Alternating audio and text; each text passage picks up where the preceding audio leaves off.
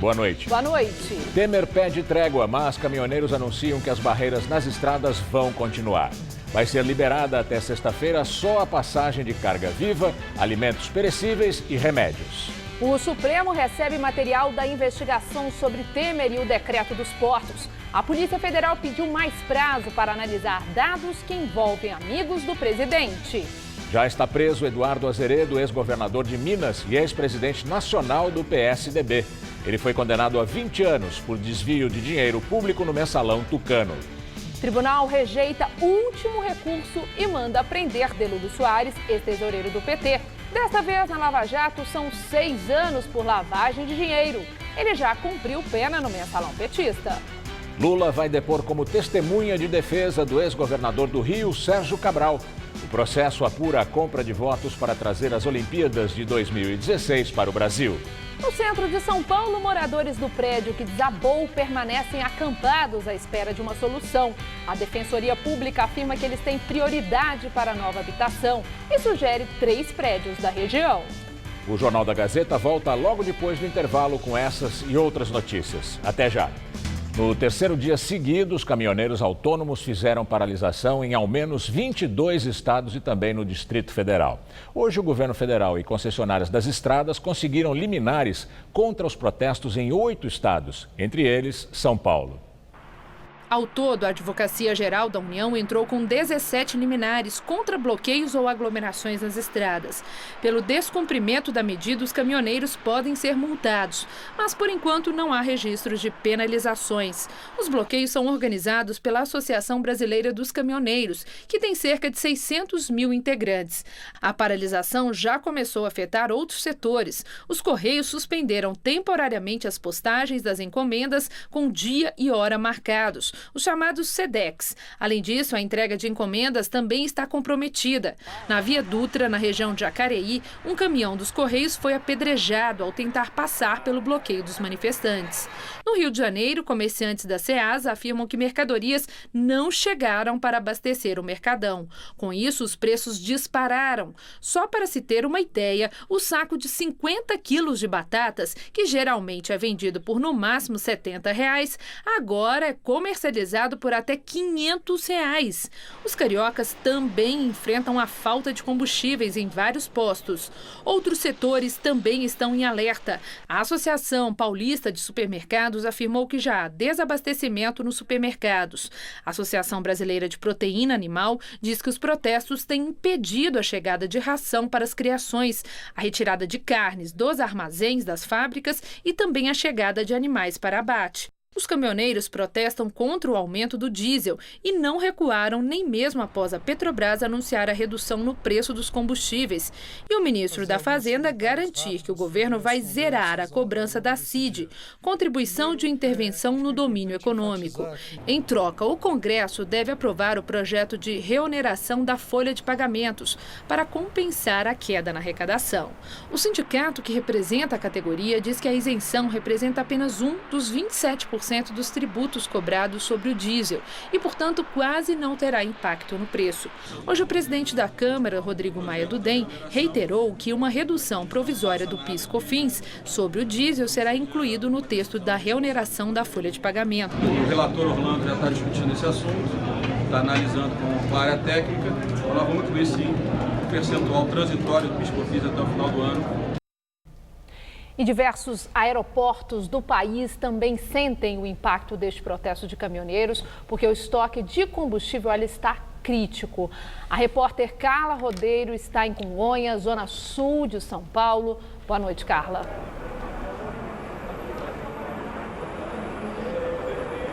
Olá, boa noite. Olha, a Infraero emitiu um alerta para toda a rede de aeroportos e também para as companhias aéreas por causa dessa escassez de combustível. Esse alerta é para que as empresas planejem melhor o abastecimento. Bem, aqui no aeroporto de Congonhas, um dos mais movimentados do país, nenhum voo foi cancelado ainda por esse motivo, por falta de combustível.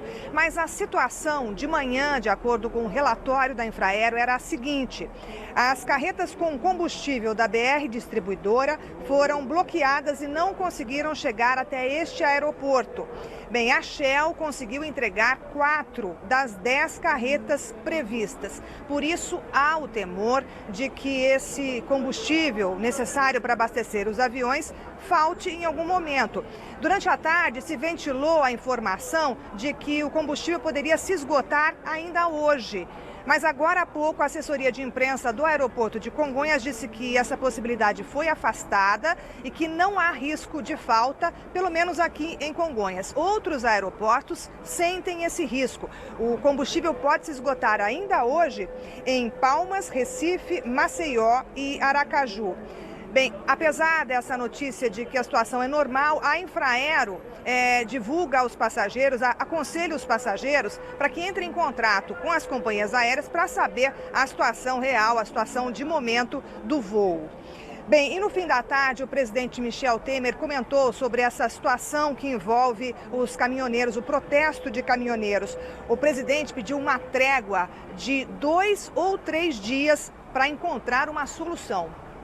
Desde domingo, nós estamos trabalhando nesse tema para dar tranquilidade, não só ao brasileiro, que não quer ver paralisado o abastecimento, mas também tentando encontrar uma solução que facilite a vida, especialmente dos caminhoneiros. Eu até estou solicitando e pedi que nesta reunião se solicitasse uma espécie de trégua, não é? Para que em 2, 3 dias no máximo nós possamos encontrar uma solução satisfatória para os caminhoneiros e para o povo brasileiro. Muito obrigado. Agora há pouco, a Justiça do Distrito Federal determinou a liberação imediata de 6 rodovias federais que estão bloqueadas. Nessa decisão foi autorizado o uso de força policial. Ainda nesta edição do Jornal da Gazeta, você vai ter novas informações sobre a greve dos caminhoneiros e os reflexos na economia. Ministro Edson Fachin autoriza a visita de deputados ao ex-presidente Lula no Paraná. E o petista vai prestar depoimento como testemunha do ex-governador do Rio, Sérgio Cabral, do MDB.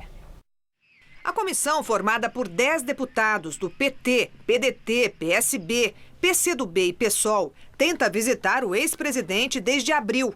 O pretexto é o de fiscalizar as dependências da Polícia Federal. Mas a Justiça Federal de Curitiba negou o pedido, porque uma comissão de senadores já visitou o prédio com o mesmo intuito e esteve com Lula, preso há 47 dias. A juíza entendeu que não havia necessidade de renovar medida semelhante. Agora, o ministro Edson Fachin acatou o recurso da Câmara dos Deputados no sentido de permitir a visita, mas deixou para o plenário do Supremo a decisão sobre o pedido para anular a decisão da juíza de Curitiba, que, segundo a Câmara, não poderia negar uma diligência do Poder Legislativo. Os parlamentares devem arcar com as despesas da viagem. A data ainda não foi marcada. No mês que vem, Lula deve deixar pela primeira vez a sede da Polícia Federal no Paraná, onde cumpre pena de 12 anos. No dia 5, ele será levado para o prédio da Justiça Federal de Curitiba, onde vai depor como testemunha de defesa do ex-governador Sérgio Cabral, do MDB. No processo que apura a suposta compra de votos de dirigentes africanos do Comitê Internacional para fazer do Rio a sede das Olimpíadas. Lula era o presidente da República em 2009, quando a cidade foi escolhida.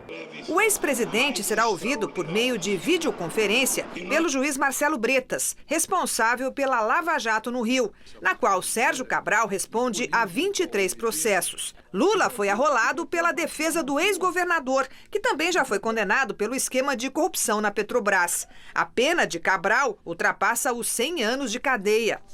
Também são réus nesta ação penal o ex-presidente do Comitê Olímpico Brasileiro, Carlos Arthur Nussmann, e o empresário Arthur César de Menezes Soares Filho, conhecido como Rei Arthur, que está foragido. O ex-governador e ex-presidente do PSDB, Eduardo Azeredo, se entregou à polícia de Minas Gerais. Condenado pelo mensalão tucano, ele vai ficar preso numa sala do Corpo de Bombeiros para cumprir pena de 20 anos e 1 mês. Hoje, o ministro Jorge Mussi, do Superior Tribunal de Justiça, negou um pedido da defesa dele para evitar a prisão. Pouco antes das 3 horas da tarde, o ex-governador entrou pela garagem de uma delegacia de Belo Horizonte. Ele estava acompanhado do filho e do advogado. A prisão do tucano foi decretada ontem após o julgamento de um recurso da defesa no Tribunal de Justiça do Estado. Hoje, pela manhã, Eduardo Azeredo era considerado foragido porque, segundo a polícia, as negociações para a apresentação não avançaram. É a primeira vez que um ex-governador de Minas Gerais é preso. É também o primeiro réu do chamado Mensalão Tucano a começar a cumprir a pena. Mas ele não vai ficar em um presídio comum. O juiz da Vara de Execuções Penais de Belo Horizonte, Luiz Carlos Rezende Santos, avaliou que, por ter sido chefe do Executivo Mineiro, Azeredo tem prerrogativa de ficar em uma unidade especial. No despacho enviado ao Ministério Público, o juiz diz que a preferência é por uma sala em um batalhão do Corpo de Bombeiros, por ter menor fluxo de pessoas e oferecer mais segurança. O magistrado também proibiu o uso de algemas e uniformes. O processo contra o ex-governador se arrastou por 11 anos na Justiça. Ele foi apontado como sendo um dos principais articuladores de um esquema de desvios de dinheiro de estatais para financiar a própria campanha à reeleição ao governo do estado em 1998. Segundo a denúncia, foram 3,5 milhões de reais via empresas do publicitário Marcos Valério, que já foi condenado por esquema semelhante no Mensalão petista e cumpre pena de 37 anos. E agora o comentário de Josias de Souza, direto de Brasília. Sérgio Moro trancou Lula numa sala reservada da Polícia Federal. Atribuiu o privilégio à dignidade do cargo que o preso ocupou. O juiz Luiz Carlos Rezende e Santo também enviou o tucano Eduardo Azeredo para uma sala de Estado-Maior. Por quê? As penitenciárias mineiras passam por problemas de toda sorte, escreveu o juiz. E Azeredo, figura de inegável status, ex-governador, merece segurança individualizada, justificou o magistrado.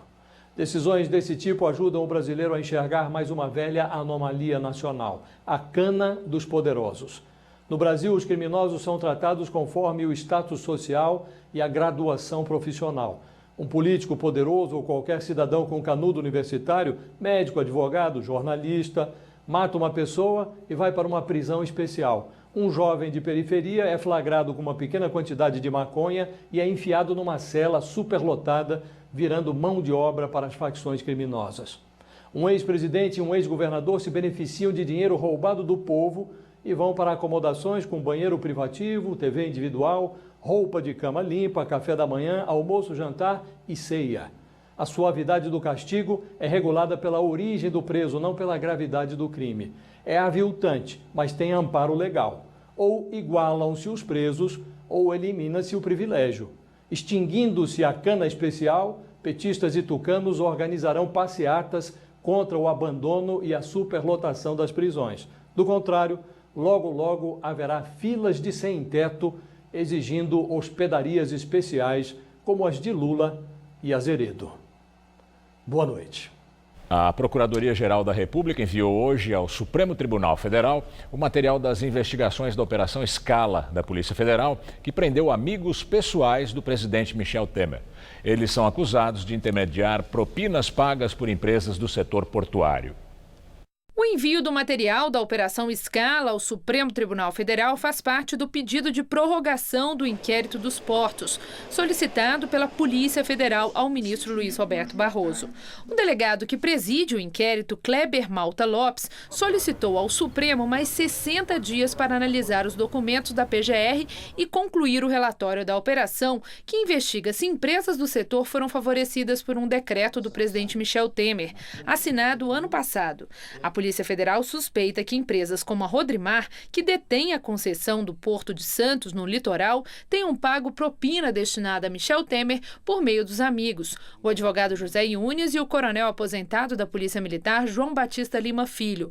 Os dois foram presos pela Operação Scala em março, mas foram soltos 2 dias depois por decisão do Supremo.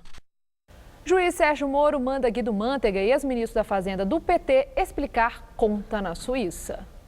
A existência da conta foi informada ao juiz pela própria defesa do ex-ministro petista no ano passado.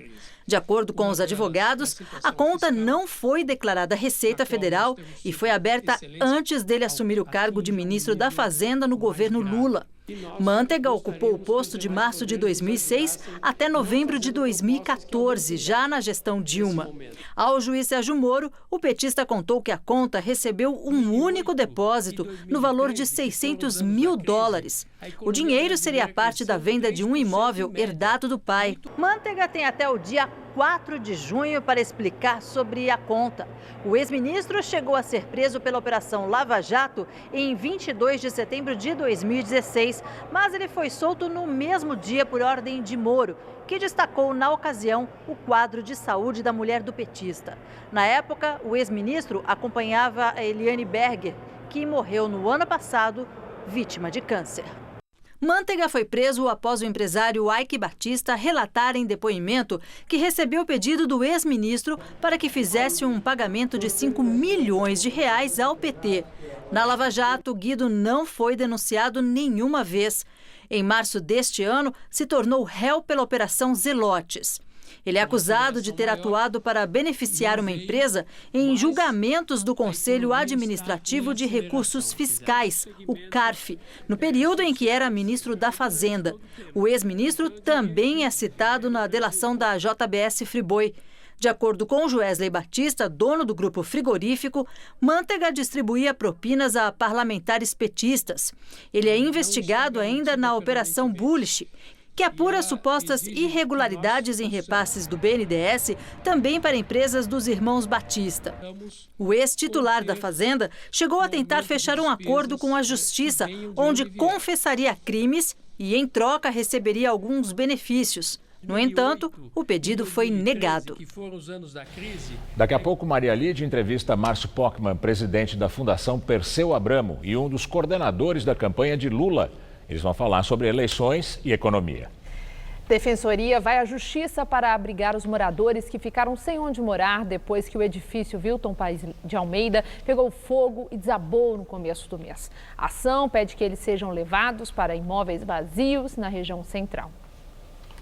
A ação tem 62 páginas. São pedidos para tentar resolver a situação dos moradores do prédio que desabou no dia 1º e estão acampados no Largo do Paissandu. Há um impasse. De um lado, eles não querem sair da praça porque entendem que ficar é uma forma de pressão para conseguir moradia definitiva. Do outro, a prefeitura não reconhece a maioria como morador do edifício Wilton Paes de Almeida e insiste em não dar qualquer estrutura, como banheiros químicos, para que as pessoas não se fixem por mais tempo no largo. A Justiça, a Defensoria pede que haja atendimento básico, incluindo os banheiros, e que a ajuda emergencial de auxílio aluguel dure para além de 1 ano, como é padrão em casos assim. Até que se resolva definitivamente a questão, uma alternativa seria realocar as vítimas do incêndio em algum prédio aqui na região central e acabar de vez com o impasse instalado no Lago do Paissandu. A Defensoria Pública sugere pelo menos 3 prédios como opção, todos vazios, bem próximos ao local do desabamento, cerca de 300 metros de distância, e todos em algum momento com parecer técnico para ser uma moradia popular. E um exemplo é esse daqui, um prédio de mais de 20 andares na Avenida São João, que já foi conhecido como o antigo Hotel Aquários. Na parte de baixo funciona um estacionamento, mas o espigão, como é chamado popularmente, segue fechado. Há 4 anos, um grupo de sem-teto chegou a morar no local, mas foi retirado numa reintegração de posse. O outro edifício apontado pela Defensoria é o Arte Palácio, ao lado da Galeria do Rock. Bastaria que os moradores acampados atravessassem a rua. Esse imóvel aparece como sendo público no cadastro da Prefeitura. A terceira sugestão fica na Rua Capitão Salomão, a poucos metros do largo. Dessa forma, as famílias não perdem os vínculos com os equipamentos públicos, como escola, creche, unidade de saúde, e também sairá mais barato para o poder público, para o orçamento público, arcar com a alocação de um imóvel que possa habitar, atender todas as famílias, do que pagar o auxílio aluguel para todas elas. A defensora pública diz que uma das reclamações que mais ouviu diz respeito à lista oficial de moradores. Peruanos, bolivianos, haitianos e imigrantes de países da África com problemas de documentação estariam fora dos registros da prefeitura e sendo ignorados agora. Outro ponto que a ação da Defensoria esclarece é sobre a prioridade no atendimento das vítimas do incêndio. Há uma legislação, sim, que admite uma prioridade, que prevê uma prioridade no atendimento habitacional para vítimas de desastre como foi esse que essas famílias suportaram. A Prefeitura de São Paulo informou que oferece acolhimento a todos os que estão no Largo do Paissandu, mas que não pode obrigá-los a aceitar. Em relação à situação dos estrangeiros, lembra que o Centro de Referência e Atendimento para Imigrantes tem prestado atendimento também sobre a regularização migratória. A nota não esclarece, porém, se há a possibilidade de abrigar os moradores nos prédios citados na reportagem. Hoje foi dia de novos e antigos alunos de medicina conhecerem histórias de pessoas que moram nas ruas de São Paulo. Eles participaram da chamada Macarronada Social, ação solidária que acontece desde 2011 no centro da cidade. A paróquia Santa Cecília, no centro, se transformou em endereço para almoçar de graça. O salão da igreja virou praticamente um refeitório para a ação social desses alunos de medicina da Faculdade da Santa Casa de São Paulo. A refeição, com direito a banana como sobremesa, foi distribuída para pessoas em situação de rua da região. Gente sorridente como o Wellington. Produtos de qualidade que você vai gostar, você vai encontrar somente aqui. O sorriso do Samuel, de 42 anos, é um pouco mais tímido, mas o apetite, tudo o que ele quer é voltar para casa. Eu tenho família em Guarulhos, entendeu? Eu tenho que ficar legal para chegar lá bem. Não é que eu não uso droga, o negócio é só a bebida, por enquanto. Para a Franciele, reencontrar a família é mais difícil. Ela é de Porto Alegre, no Rio Grande do Sul. Sou formada em gastronomia, recebi um bom salário, tinha uma vida financeira ótima. Só que as drogas, comecei com as drogas. Aí comecei com as drogas, perdi o emprego, larguei tudo, vim para São Paulo para morar na rua. Ela conta ainda que desde que chegou em São Paulo, o que mais a chocou foi o desperdício de comida. Eu fiquei abismada de uma coisa dessas, jogo no lixo. Toda a arrecadação de alimentos veio dos calouros mesmo, que são os primeiranistas. Uma oportunidade única para eles terem acesso e contato com essa população, que é a população que eles vão atender na Santa Casa. São exatamente os pacientes que eles vão atender para diminuir esse estigma, todo esse problema que as pessoas têm com as pessoas em situação de rua. Um prato de macarrão para aquecer o estômago. Mas a ação deste ano, desses alunos, distribui também roupas, porque a maioria das pessoas que vêm até aqui não sabe qual vai ser a próxima vez que vai conseguir uma peça como essa, limpa. Qual a próxima vez que você vai pegar uma roupa limpinha? Ai, vai demorar muito. O Osiel, por exemplo, pegou um pouco de cada, mas o curioso é que o que ele mais queria mesmo era um chinelo. O Valdenberg pensou mais no frio. Passa aqui, senão de madrugada não aguento o frio. Numa semana em que as temperaturas ao longo das madrugadas em São Paulo ficaram em torno dos 10 graus, toda roupa é sim bem-vinda. O prefeito de São Paulo, Bruno Covas, sancionou o projeto de lei que proíbe soltar fogos de artifício barulhentos dentro do município. A multa para quem descumprir é de R$ 2.000. Bruno Covas postou no Facebook o momento em que sancionava o projeto. Estamos aqui sancionando o projeto de lei de autoria dos vereadores Albulani, Trípoli e Mário Covas, que proíbe a soltura de fogos com estampido na cidade de São Paulo, pensando nos animais, nas crianças com autismo, nos idosos. Eles propuseram esse projeto, foi aprovado por unanimidade na Câmara dos Vereadores e agora, inclusive por grande solicitação da população que se manifestou nas mídias sociais, Facebook, telefone, e-mail. Estamos aqui sancionando esse projeto, que eu tenho certeza vai virar referência para o país todo. O texto aprovado na Câmara dos Vereadores não é o mesmo sancionado. No projeto original, constavam também a proibição da fabricação e a venda dos fogos de artifício excessivamente barulhentos. Segundo a Prefeitura, o texto recebido por Covas trata apenas do manuseio, utilização e queima de fogos de artifício de efeito sonoro ruidoso. Segundo a lei aprovada hoje, está autorizada a soltura de fogos com efeitos visuais sem estampido ou que produzam barulho de baixa intensidade. O valor da multa é de R$ 2.000, que pode ser dobrado na primeira reincidência e até quadruplicado a partir da segunda, nas infrações cometidas dentro de um período inferior a 30 dias.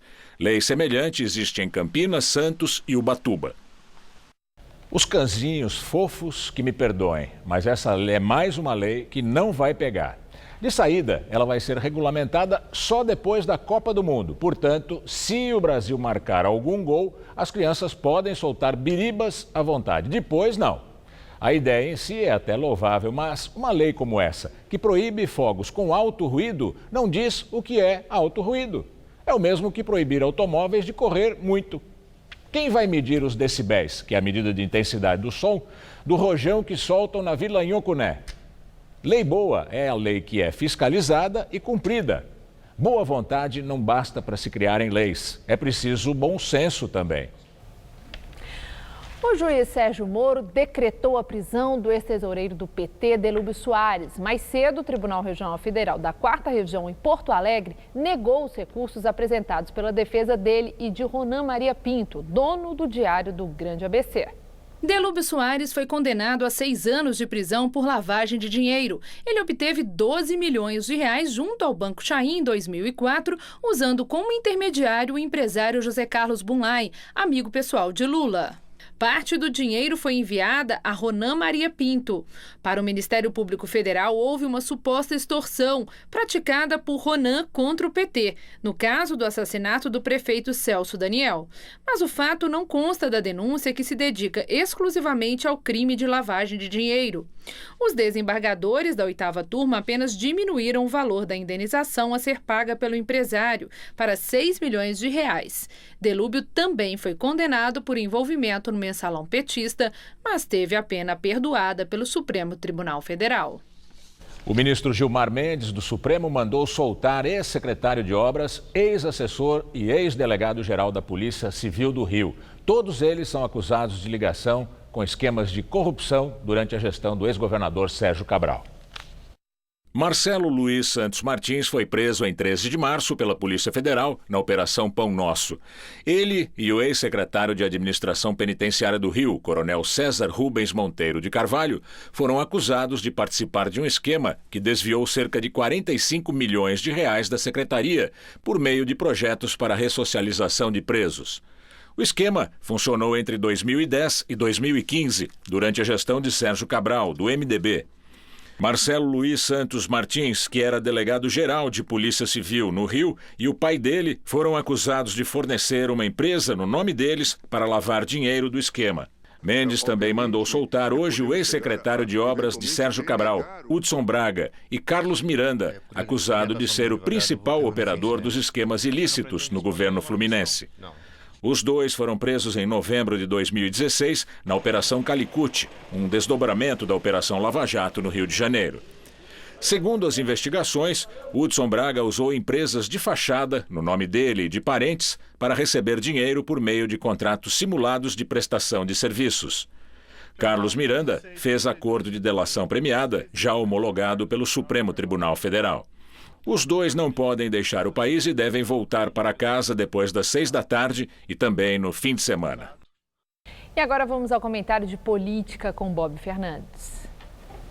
Há 4 anos, recém-encerrada a eleição presidencial, manifestantes foram às ruas pelo impeachment de Dilma, todos juntos e misturados. Os bem-intencionados, de fato irritados com corrupção, os que sonhavam com um Brasil novo, os oportunistas, os adeptos de nova ditadura e os inocentes, juntos e misturados com Eduardo Cunha, Temer, Gedel, Jucá, Moreira Franco, Agripino, Bolsonaro, MBLs e iguais, lado a lado com acusados de corrupção ou defensores de tortura, ditadura e assassinato. Um ano antes daquela grotesca noitada do impeachment, alertávamos aqui, aspas, os riscos são internos e externos, porque passados down e perplexidade virá a realidade, a conta gigantesca e o contra-ataque dos que têm pressa e fome, fome embaixo e fome em cima. Risco externo, porque derrubar presidente é ato seríssimo.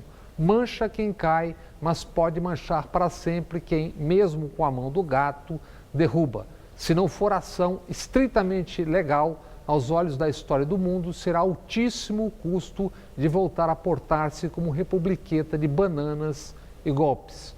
4 anos depois, tudo está exposto. O que a Comissão da Verdade informava e faziam ouvidos moucos, agora é escancarado pela CIA. Ditadores, Médici, Geisel e Figueiredo autorizaram tortura e assassinato de opositores. Ditadores vizinhos também, mas desses, muitos enfrentaram a história e a prisão. E o Brasil, esses anos depois, 14 milhões de desempregados, 11% de aumento da pobreza extrema, aumento de 11% na mortalidade infantil entre 1 mês e 4 anos de vida. Ano passado, por falta de dinheiro, 170 mil jovens deixaram a faculdade. Gasolina a R$ 4,50, gás a 80, dólar a 3,63. Acusados de corrupção estão no poder ou disputarão a eleição. Condenados e presos, os suspeitos de sempre. Demais irão para suas instâncias. A primeira, como Eduardo Azeredo, PSDB, 20 anos depois, que deve ser o primeiro fora da curva a pagar a conta. E os grandes corruptores? Delações, alguma cadeia, tornozeleira e manutenção do patrimônio. Que as lições sirvam para 2018 e depois. Boa noite. O Aeroporto Internacional de Cumbica, em Guarulhos, na Grande São Paulo, é o mais movimentado do país. Por dia são realizadas cerca de 800 operações entre pousos e decolagens. Hoje, a nossa equipe acompanhou uma simulação de socorro e salvamento para a situação de emergência. O treinamento é feito numa área que não prejudica as operações de pousos e decolagens do Aeroporto Internacional de Guarulhos. Ele é realizado de 2 em 2 anos. O avião de pequeno porte foi colocado em uma das cabeceiras da pista. A situação simula que a aeronave teve um problema mecânico, precisou fazer um pouso forçado e saiu da pista. As equipes de bombeiros são acionadas e começam os trabalhos que vão avaliar a capacidade de resposta do grupo para as emergências. O primeiro passo é controlar o fogo antes de atingir toda a aeronave. Cerca de 100 voluntários estão participando desta simulação e tudo tem que ser feito com muito cuidado, como se fosse mesmo um acidente real. Eles acabaram de receber a informação de que 20 pessoas estavam no avião, 2 tripulantes e 18 passageiros, 16 em estado grave. O atendimento, feito também por paramédicos, enfermeiros e policiais, tem que ser rápido. Até funcionários do aeroporto, que passaram por treinamento, ajudam na ocorrência. Eles atuam como maqueiros e socorristas. As lonas estendidas no solo, identificadas por cores, revelam o nível de gravidade dos ferimentos das vítimas.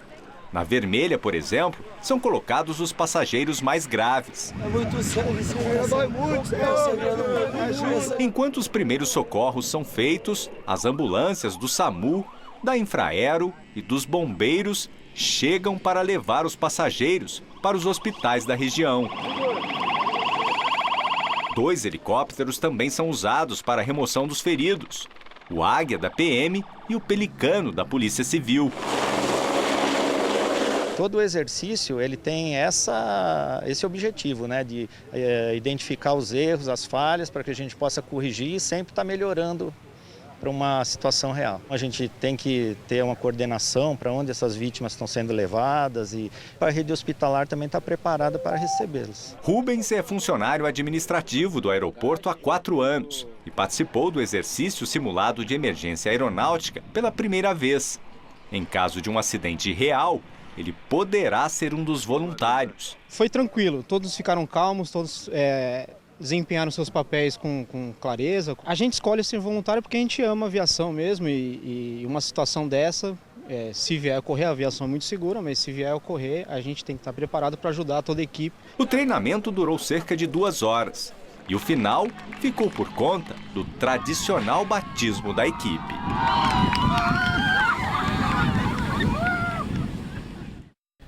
Um coronel da reserva da Polícia Militar admitiu ter voado no mesmo helicóptero usado para levar GG do Mangue e Paca para uma emboscada. De acordo com informações da Globo News, Edson Luiz Gaspar, o coronel, teria ido de São Paulo para Goiânia em dezembro do ano passado. A viagem foi 2 meses antes do crime.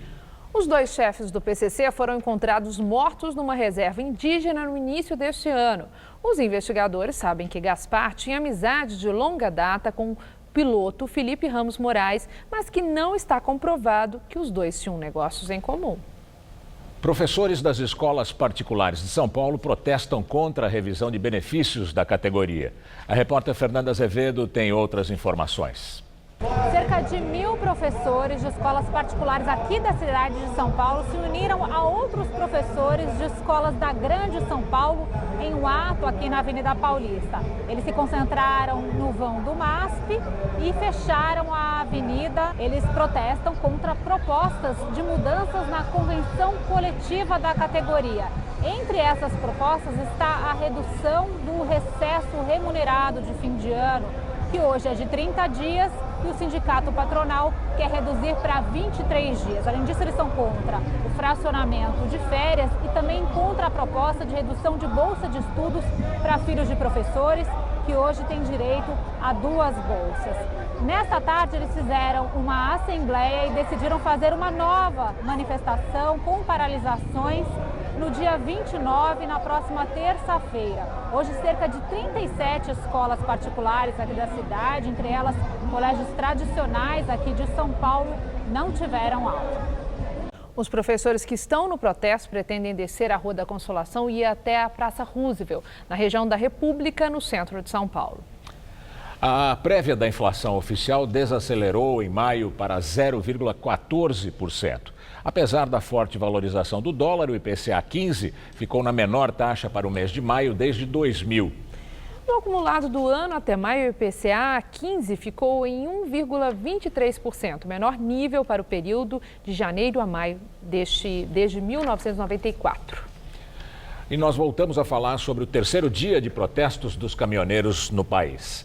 Aqui em São Paulo também pode faltar combustível para os ônibus. A repórter Carla Rodeiro está na zona sul de São Paulo e tem informações. Olá, Carla. Olha, a Prefeitura de São Paulo acaba de confirmar que, por causa da falta de combustível, 40% da frota de ônibus não devem circular amanhã. É quase metade de todo o sistema da capital, que envolve 14 mil ônibus. Bem, com isso, o rodízio de veículos fica suspenso nesta quinta-feira. A Prefeitura informou que a frota, os carros que fazem a coleta de lixo, por enquanto estão operando, mas que eles só têm combustível para trabalhar até sexta-feira. Depois disso, o serviço fica comprometido. Bem, só lembrando que a Justiça do Distrito Federal determinou a liberação imediata de 6 rodovias federais e autorizou, inclusive, o uso da força policial, se for necessário. Bem, e a Petrobras acaba de anunciar uma redução de 10% no preço do diesel nas refinarias.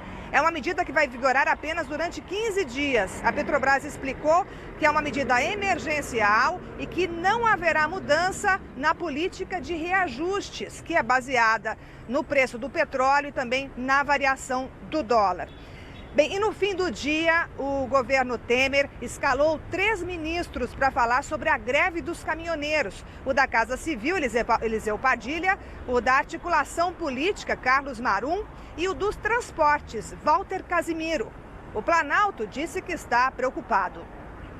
Nós estamos em reunião permanente, vamos continuar tratando dos temas que preocupam o setor, porque preocupam a todos nós. Nós queremos que o cidadão brasileiro saiba da preocupação do governo com o risco de desabastecimento. Nós não podemos admitir que falte produto na casa dos trabalhadores brasileiros. Nós queremos ter a possibilidade de, dialogando, construir a solução, e que essa solução não se teria, por certo, ali, na mesa de negociação, numa primeira reunião onde foi apresentada a pauta de negociações. É óbvio que situações internacionais impactam o preço dos combustíveis.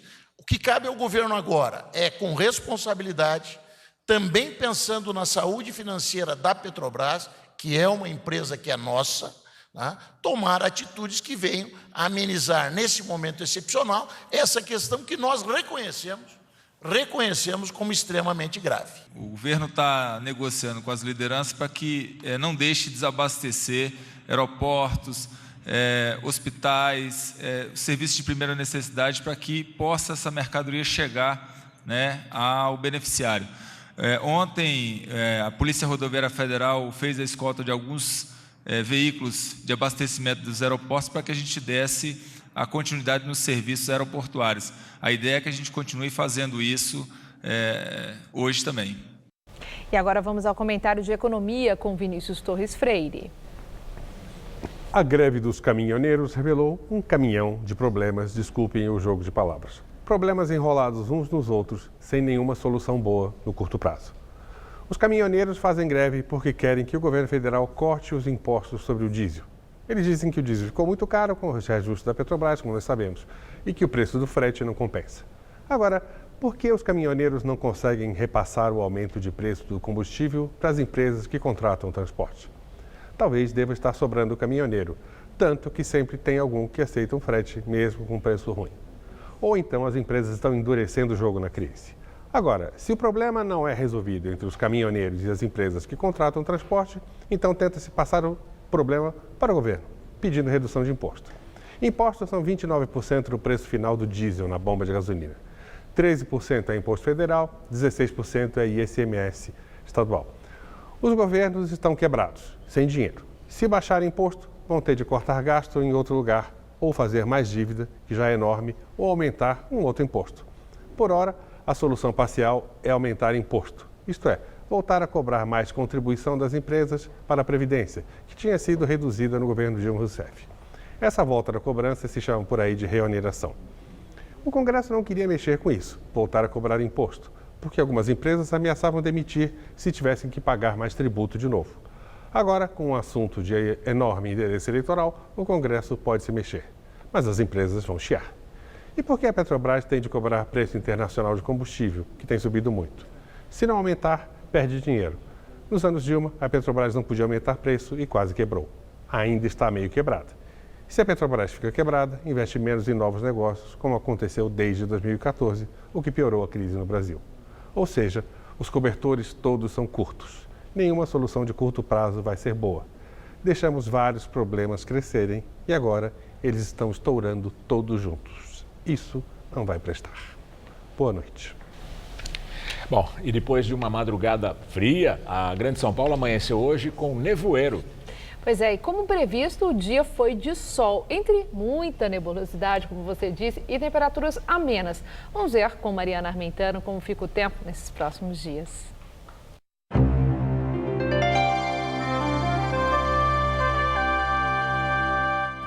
Entre amanhã e o fim de semana, um sistema de alta pressão volta a predominar sobre o Oceano Atlântico entre as regiões Sul e Sudeste. Com isso, os ventos vão levar umidade para a faixa mais próxima da costa entre o norte de Santa Catarina e o Espírito Santo. Chove fraco nessas áreas. A temperatura segue baixa, ainda com geada logo cedo, entre o interior gaúcho e o sul do Paraná. Chuva volumosa mesmo só entre o sul da Bahia e o nordeste de Minas, entre o litoral do Rio Grande do Norte e do Ceará e lá no estado do Amazonas. Vamos ver como fica a nossa tabela de temperaturas? Nessa quinta-feira, mínima de 6 e máxima de 17 graus na capital gaúcha. Em Floripa, os termômetros ficam entre 12 e 22 graus. No Rio, possibilidade de chuva fraca e máxima na casa dos 28. E em Fortaleza, chega a fazer até 29 graus amanhã, com chuvas a qualquer hora por lá. Para São Paulo, o tempo continua aberto e firme na maior parte do estado. Só no litoral que o vento úmido soprando do mar favorece a formação de algumas nuvens no decorrer do dia e aí pode chover de forma fraca e passageira. A madrugada ainda promete ser fria e a máxima amanhã à tarde vai aos 26 graus em Presidente Prudente e aos 27 em Presidente Bernardes. Em Araraquara e em Ribeirão Preto, mínima entre 11 e 12 graus e máxima na casa dos 28. No litoral não vai fazer mais que 24 graus, tanto em Santos quanto em Caraguatatuba. Na Grande São Paulo, o dia amanhece com névoa, mas ainda pela manhã o sol aparece e o tempo fica firme, viu? Nessa madrugada, mínima de 13 e máxima amanhã à tarde de 23 graus. E aí na sexta, as temperaturas ficam entre 15 e 22 graus, com mais nebulosidade e até uma pequena possibilidade de garoa à noite. E no sábado, o sol volta a predominar e a máxima prevista é de 23 graus por aqui. Philip Roth, um dos maiores escritores americanos, morreu aos 85 anos em Nova York. Entre os principais prêmios que recebeu está o Pulitzer pelo romance Pastoral Americana, em 1998. Philip Roth morreu de insuficiência cardíaca. Descendente de imigrantes judeus da Europa Oriental, ele nasceu nos Estados Unidos em 1933. Roth publicou 31 livros em mais de 60 anos de carreira. Ficou famoso com o Complexo de Portnoy, em 1969. Seus temas foram principalmente o sexo, a família judaica, os ideais norte-americanos e o fanatismo político. Numa de suas últimas entrevistas, Roth disse que a leitura, sobretudo de obras de história, substituiu sua paixão pela escrita. Ele disse que encerrou a carreira quando notou que já havia oferecido tudo o que levava dentro dele. Na entrevista do dia com Maria Lídia Flandoli, a candidatura de Lula e os planos para o resgate na economia. Entrevisto o professor do Instituto de Economia da Unicamp, Márcio Postman, que é presidente da Fundação Perseu Abramo e um dos coordenadores do programa de governo da campanha de Lula. Eu agradeço muito sua presença. Uma oportunidade para nós falarmos, Márcio Postman, sobre um clima que existe, né? De um lado, os aliados de Lula a criticarem muito duramente a política econômica do governo Temer, aquilo que chama de destruição de projetos sociais, empobrecimento da população, algo sem sentido, desumano. Do lado de Temer, há também se atribuindo a responsabilidade de recessão aos governos do PT, de Lula e de Dilma, e a questão do desemprego também, que foi uma herança e que duramente o governo Temer estaria aí tentando e conseguindo reverter essa situação. Mas de tudo isso, o que eu te pergunto exatamente, porque é um dos coordenadores de programa de campanha de Lula, é o seguinte, a questão do respeito ao eleitor, porque esse debate não é esclarecedor. É uma questão que eu não sei se vocês comprovadamente acreditam que possa conquistar votos, mas não tem um jeito de se debater a questão da economia do país de forma didática, professor, sem ser de dedo em riste? Não, certamente o eleitor está muito preocupado com a situação concreta que nós estamos vivendo e olha para as eleições como uma oportunidade de alterar essa situação, né? A discussão sobre o passado, ela sempre é interessante, mas mais para os historiadores que vão, na verdade, esclarecer melhor o que aconteceu.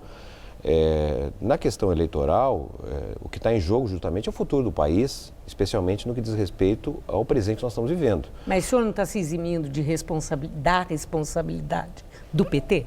Não, eu diria Quando assim, fala, vamos esquecer o passado, o que importa é o presente, porque é o presente que vai determinar o futuro? Certamente. Nós, inclusive, temos uma bagagem, um legado, que foram as experiências dos governos petistas de 2003 a 2016, pelo menos até a metade, quando foi o período que o Brasil combinou democracia, crescimento econômico e distribuição de renda, inclusão social. Esse é o nosso legado e, de certa forma, é isso que permite um apoio tão forte à candidatura do presidente Lula. É a candidatura que está em primeiro lugar do ponto de vista da aprovação da população. E a questão da recessão, que é o argumento dos aliados de Temer e a oposição ao PT, que o responsável pela situação de recessão, de deterioração da economia, é o passado, que seriam os governos do PT. Qual é a resposta?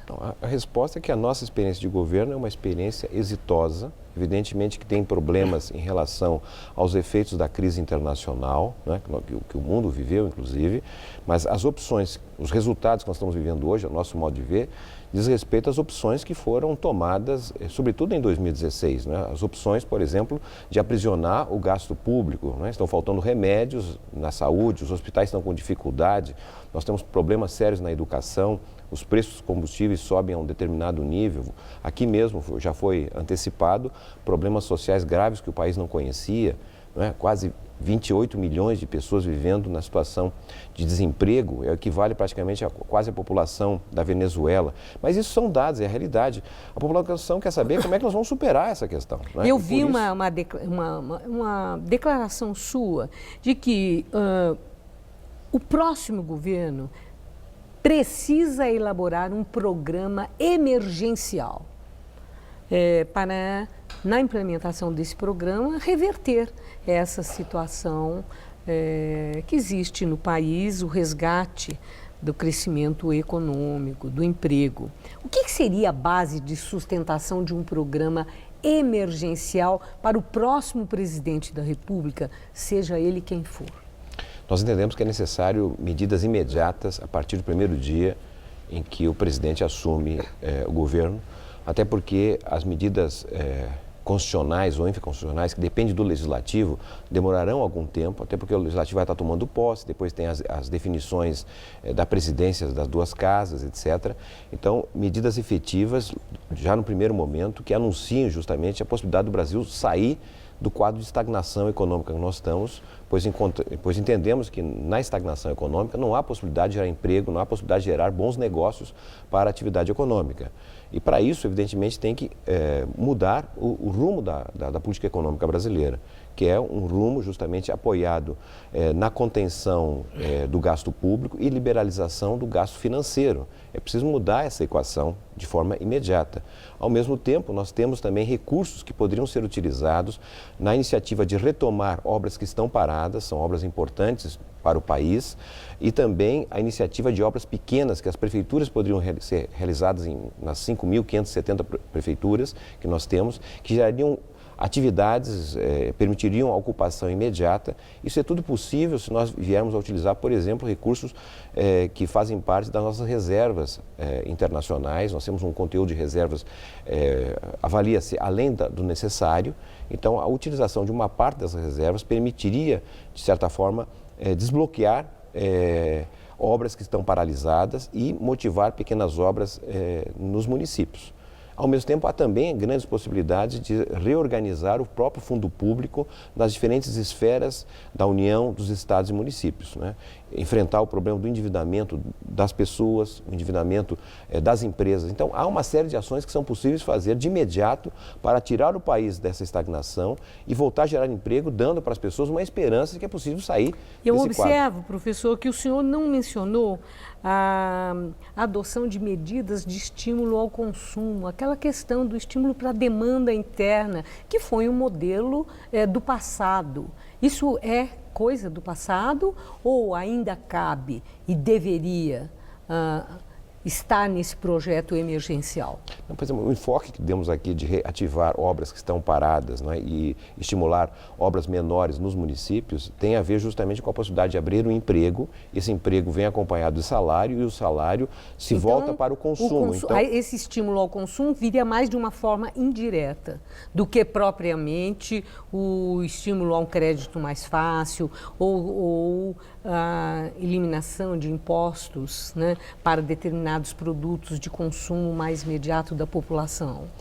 Nós estamos falando aqui de medidas emergenciais. Sim. Né? As medidas que dependem do legislativo, como é o caso da tributação, por exemplo, são medidas que têm que ser aprovadas no legislativo. Certo, aí tem a demora que o senhor mencionou. Exatamente. Então, não dá para esperar até o legislativo aprovar várias medidas. Então, se tomam medidas antecipadas, que são possíveis, mas, ao mesmo tempo, se trabalharia em propostas que são, digamos assim, transitórias, porque é uma revisão daquelas decisões que foram feitas durante o governo do presidente Temer, que, de certa maneira, a nosso modo de ver, estão estrangulando a economia e gerando quase um caos social.